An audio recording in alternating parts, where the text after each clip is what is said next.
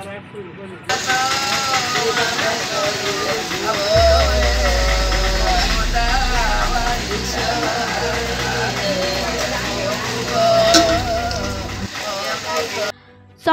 हत्यार खुलासा करिछि गुरांडी पुलिस।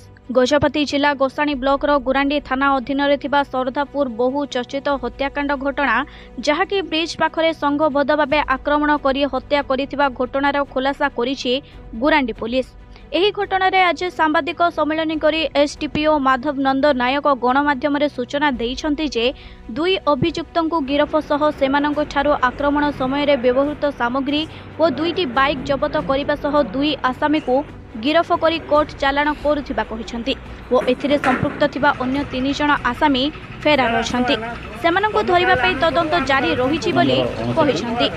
भारतीय दंड आईन 302 और 34 दफा अनुसार रुजु होइछि। तो एथुरु तदंत कला पर जना पड़ला भिनला ग्रामर सीमांचल प्रधान से ग्रामर पार्वती प्रधान को विवाह करथिले। तेणु संतोष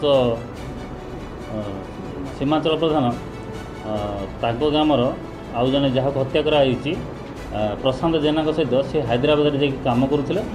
काम करने भितर सहित संपर्क बढ़ीला। तो इत अवसर में प्रशांत जेना से गाँव में आसिक 4 वर्ष रोते किंतु सीमांचल प्रधान से जाकि हैदराबाद में काम करते। तेणु पूर्वर संपर्क को लेकिन प्रशांत जेना सीमांचल घर को जावासा करती और किछि दिन तले अनुपस्थित सुजोग नहीं गाँव में किसी लोक मैंने गुंजरण सृष्टि कले सहित खराब संपर्क अच्छी बोले। तेणु 25/2/2024 तारीख दिन तांकर स्त्री विष पी आत्महत्या कले। ये आत्महत्या प्रशांत जेना दायी बोली सीमांचल प्रधान एवं तांकर संपर्कीय परिवार लोक मैंने संदेह कले। तेणु ताकू खोजिले मारिदेवाई।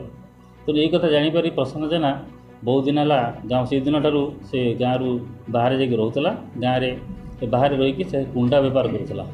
मझे मझे से तार माँ पाक किसी पैसा देवा और किसी जिनस देवाई घर पाखर 2 जण व्यक्ति सुरेश बारिक और कालिया जेना को फोन माध्यम डाकी हाथ में पैसा और जिनस पठाती। यही कथा सीमांचल पथर घर लोक तो परिवार लोक जाणीगला से सन्देह कले प्रशांत जेना मझे मझे गाँव को आसूची और जिनपतर पठाऊँगी ताकू ये 2 जण लोक सहयोग कर। तेणु तांकर गतिपथ को से अनुसरण करुले। गतटा 18/5/2000 संध्या बेलू सीमांचल प्रधान पोखरी पात्र बसला बेले से समय कालिया जेना और सहित सुरेश बारिक बाइक रे जाऊला बेले फोन में कथा गला बेले शुणिले प्रशांत जेना ये पाखापाखि अच्छी बोली। सांगे सांगे सीमांचल प्रधान तांकर अन्य सहयोगी मानक भाई शला परिवार वर्ग डाकिले फोन माध्यम पछरे आउ एक बाइक रे से मैंने 2 जण प्रथम गोड़े तापर अन्य मैंने गोड़े गोड़ेला जाकि देखिले सरदापुर छक पाखे कुआटा गला जापारे ना। किसी समय पर सुरेश बारिक से बाट देकी फेरला बेले से जानिले जे ये दिगरू सुरेश बारिक फेरुची अर्थ ये पाखापाखि आमर प्रशांत जेना अच्छी। तेणु ताकू अनुसरण करके जाकि देखला से ब्रिज पाखर अल्प दूर से बसी 2 जण कालिया जेना और प्रशांत जेना।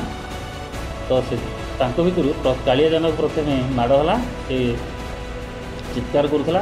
अतर्कित भाव में प्रशांत जेना को लाठी और आयरन पाइप द्वारा माने मरणात्मक आक्रमण करने फल से घटनास्थल में मुर्मूष अवस्था पड़ते।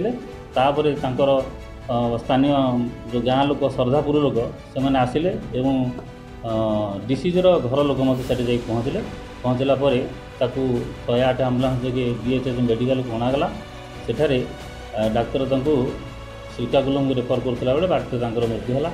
तो ये तदंत कला जना पड़ा ये घटना संपूर्ण भाव में 5 जण अंतर्भुक्त अच्छा।